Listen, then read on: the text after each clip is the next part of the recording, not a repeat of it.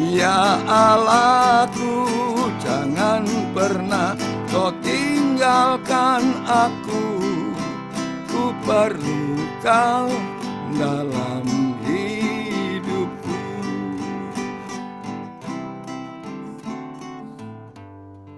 Ya. Ya, baik. Bapak Ibu semua, kita akan diberkati oleh sebuah testimoni doa. Nah, dan testimoni doa yang pertama ini akan dibawakan oleh Bapak Irwanto Chan, FGB Men dari Jakarta. Durasi testimoni adalah 5 menit. Silakan, Pak. Pagi semua, thank you Ya. Bro Chris, thank you Pagi. Pak Yung, memberikan kesempatan buat saya membuat kesaksian tentang level up ya. Dan pagi ini saya akan berbagi tentang pengalaman saya mengalami level up dalam pelayanan di Full Gospel. Ketika saya ditunjuk dari chapter presiden, terus terang saya mengalami pergumulan, persoalan yang ketika saya gabung Full Gospel, 6 bulan kemudian saya ditunjuk dari chapter presiden dan kondisi saya dalam keuangan belum stabil, tapi saya ditunjuk.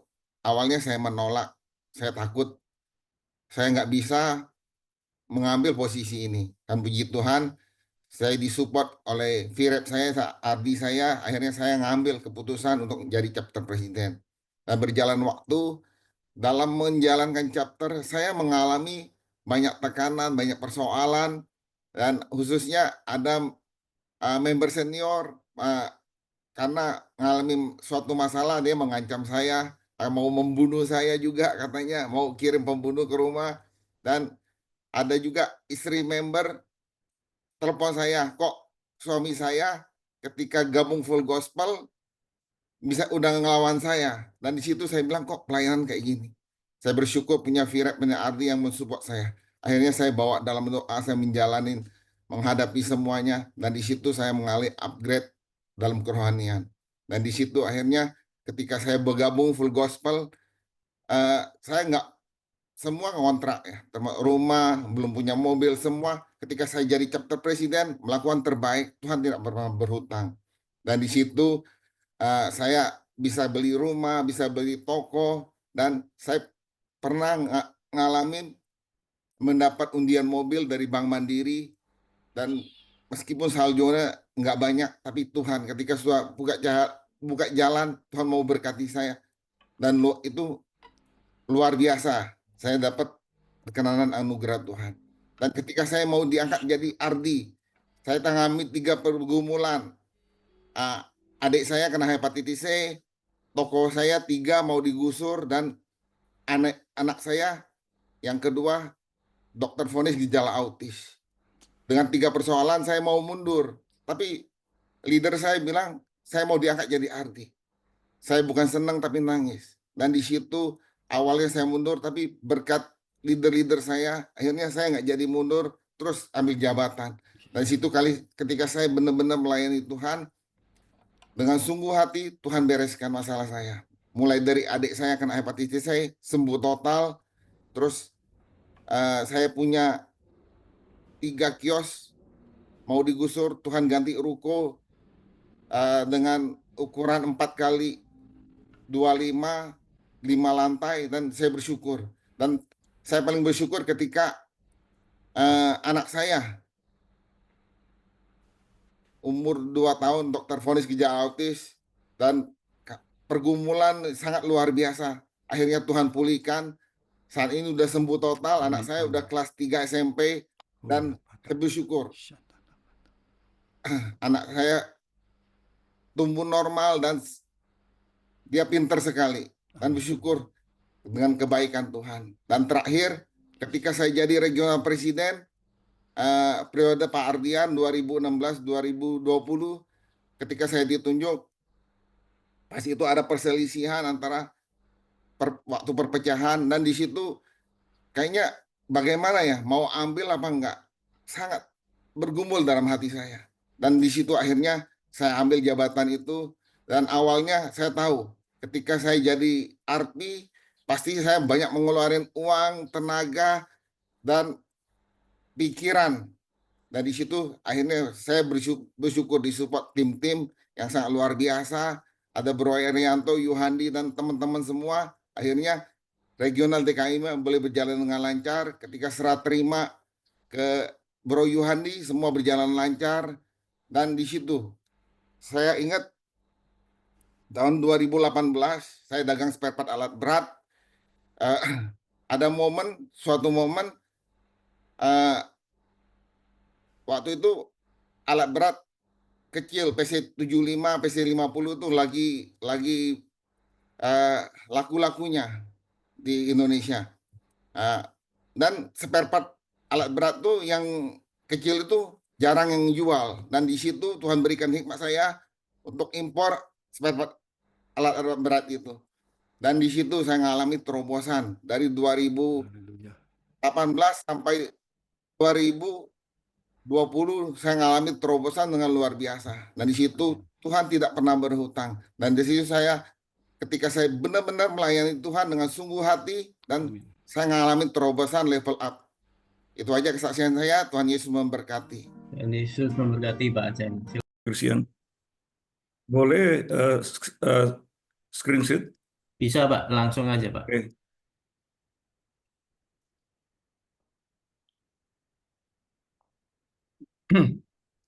Sesuai dengan tema sentral kepemimpinan Pak Dali kali ini adalah akselerasi, maka sharing saya pagi hari ini berjudul Vision Driven Acceleration, VDA, percepatan yang digerakkan oleh visi.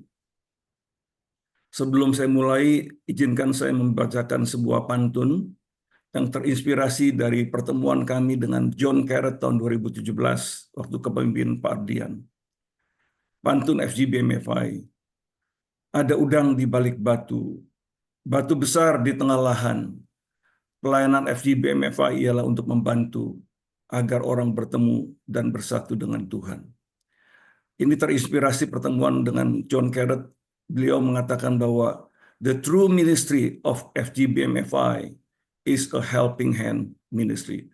Pelayanan sesungguhnya FGBMFI adalah pelayanan untuk membantu. Maka lahirlah terinspirasi pantun ini. Nah, Amsal 29 ayat 18 mengatakan, where there is no vision, the people perish. In the King James Version, bila tidak ada visi, orang akan binasa. Action without vision is confusion. Tindakan tanpa visi adalah kebingungan. Vision without action is illusion.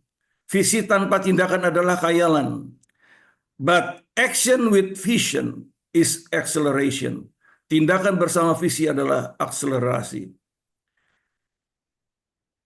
Visi FGBMFI sesuai dengan anggaran dasar dan anggaran rumah tangga adalah perkumpulan usahawan Injilis penuhnya internasional yang disingkat dengan puisi atau dalam bahasa Inggrisnya FGBMFI.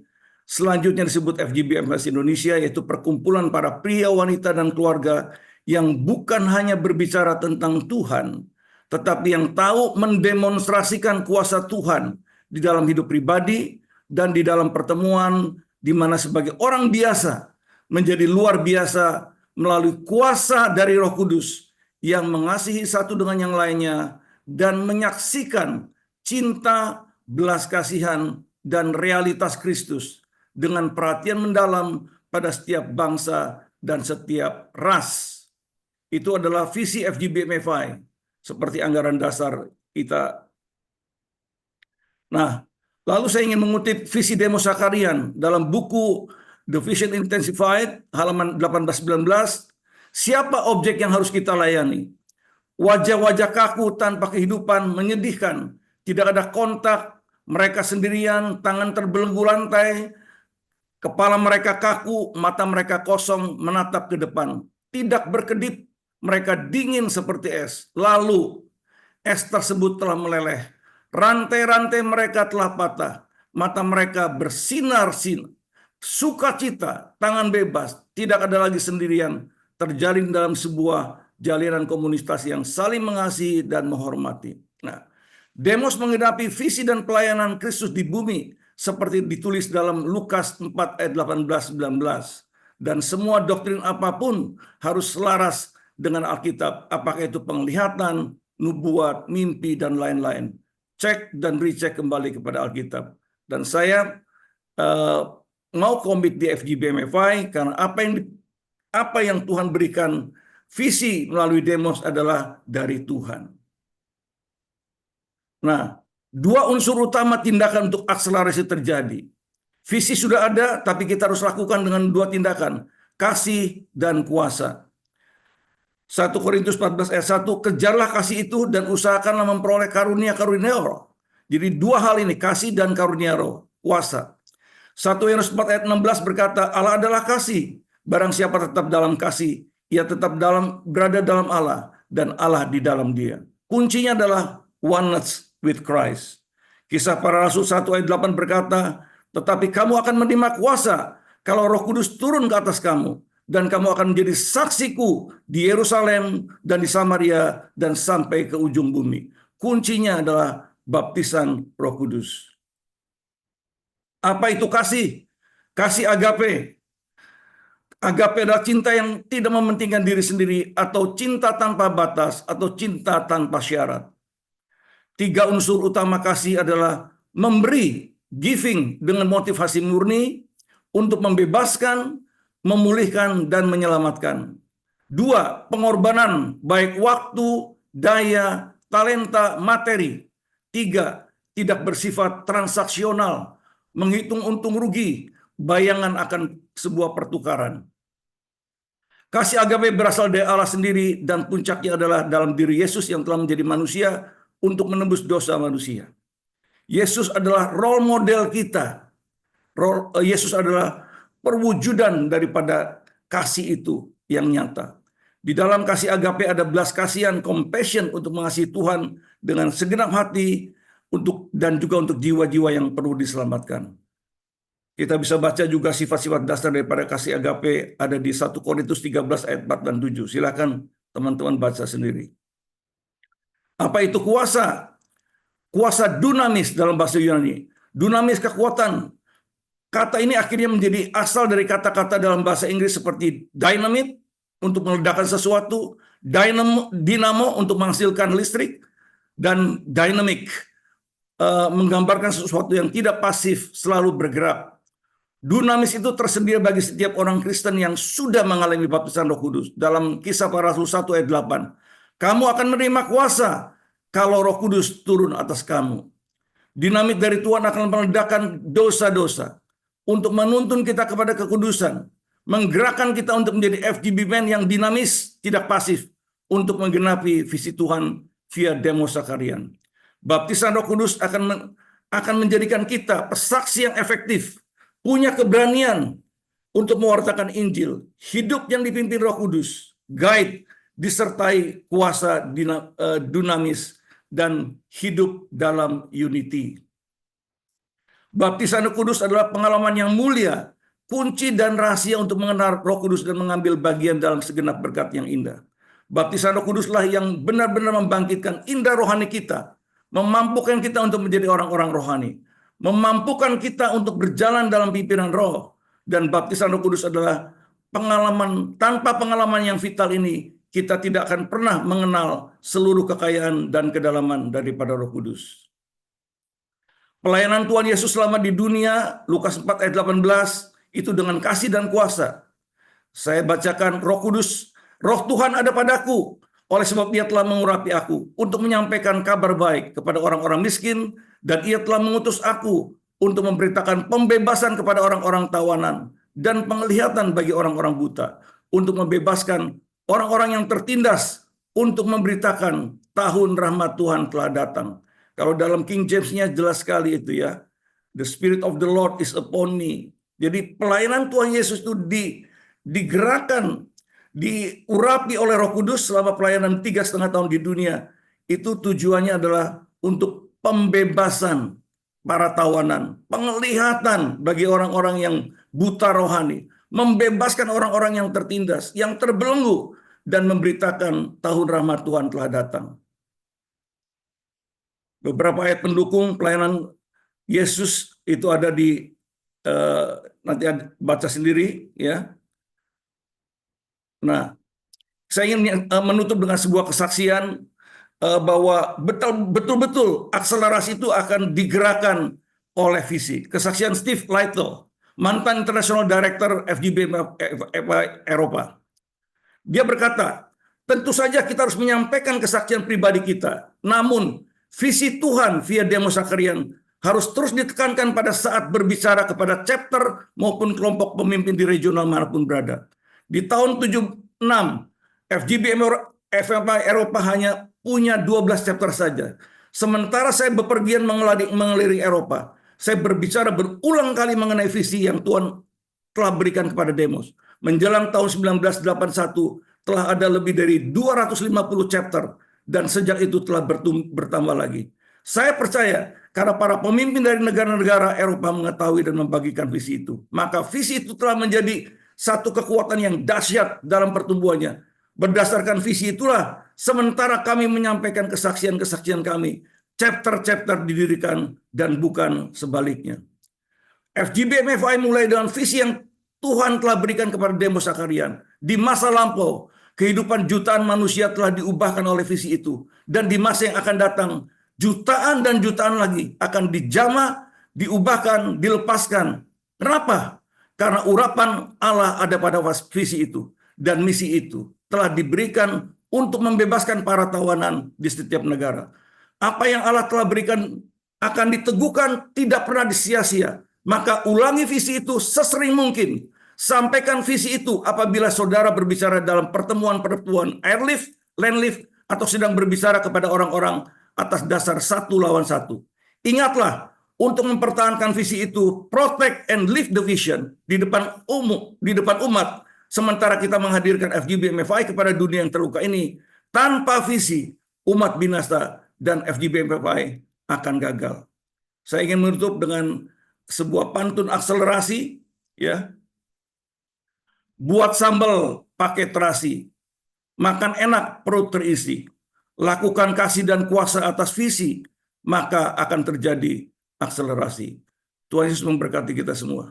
Tuhan berkati Pak Vincent, terima kasih. Pak Han, silakan. Lebih dari pemenang dalam skala perkara.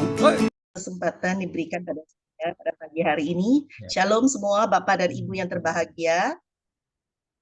Terima kasih. Perkenalkan saya Cindy Taninda dari Love Sumbagut, suami Halomoan, 3 anak dan 2 menantu. Saya menerima Tuhan Yesus pada tahun 1995 dan saat ini sudah berjalan 29 tahun lebih.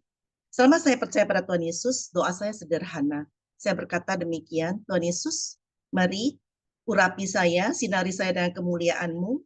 Biarlah setiap orang yang bertemu dengan saya, mereka juga bisa bertemu dengan Engkau. Dan mereka bisa menerima Tuhan Yesus sebagai Tuhan dan Juru Selamat pribadi. Saya percaya, saya dapat satu firman yang luar biasa di 1 Korintus 6 ayat 17. Jika kita meningkatkan diri kita kepada Tuhan, maka kita menjadi satu roh dengan Dia. Jadi pada saat kita menjadi satu roh dengan Dia, di mana kita berada, di situ Tuhan Yesus juga ada. Jadi saya ingin mengadakan kesaksian saya pada pagi hari ini karena begitu banyak kesaksian dalam waktu singkat ini. Saya ingin kesaksian di awal tahun 2024 ini.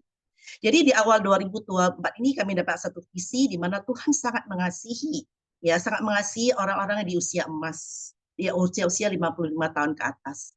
Jadi kami mengadakan beberapa KKR di Kota Medan waktu itu. Kami mengunjungi beberapa panti werda. Kami juga mengunjungi membuat KKR di tempat persekutuan-persekutuan lansia. Dan salah satu tempat di tempat tersebut ada di Rumah Sakit Mahawira waktu itu. Dan di Rumah Sakit Mahawira kami mengadakan pengobatan gratis juga untuk kaum lansia. Dan juga untuk mengadakan KKR untuk lansia di situ untuk usia emas. Dan kita katakan itu adalah Golden Knights, pasukan-pasukan emas. Karena saya percaya Tuhan itu mau kita seperti Kaleb, terus kuat sampai tua, bisa memberitakan Injil dan sehat dan bugar. Itu visi Tuhan pada saat ini, untuk menjangkau semua kaum-kaum lansia yang ada. Nah, pada saat itu kita menjangkau 100 lebih waktu di Rumah Sakit Mahawira itu, dan setelah selesai KKR itu, istri dari Dr. Joni, dia mengajak saya untuk mendoakan pasien-pasien yang di rumah sakit tersebut, yang masih terbaring di ranjang, mereka nggak bisa berdiri, jadi mereka nggak bisa ikut KKR tersebut. Kami berdiri, kami pergi ke satu ruangan. Di sana saya ingat di satu ruangan itu ada 3 pasien. Ada 3 pasien dan 2 di antaranya itu adalah kakak beradik.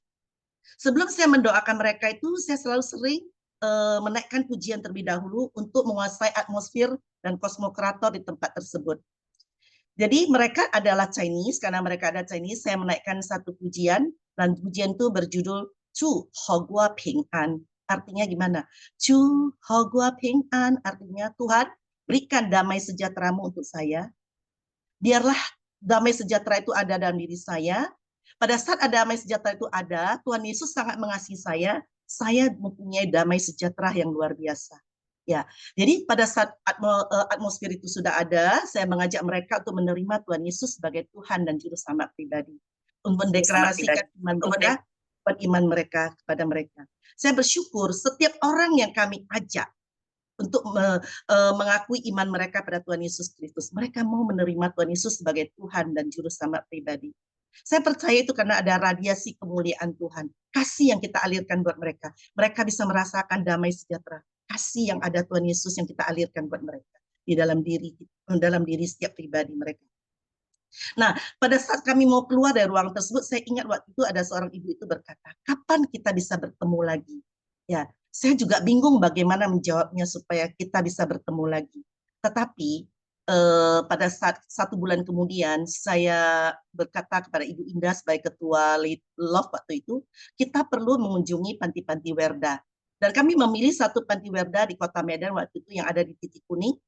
Dan waktu di panti Werda itu kebetulan saya bertemu kembali dengan 2 kakak beradik yang berusia 70-an tahun tersebut berada di panti Werda tersebut. Mereka sudah sembuh dan mereka diletakkan di panti Werda itu karena mereka nggak punya sanak famili yang ada. Mereka sangat bersuka cita bisa bertemu kembali dengan kami.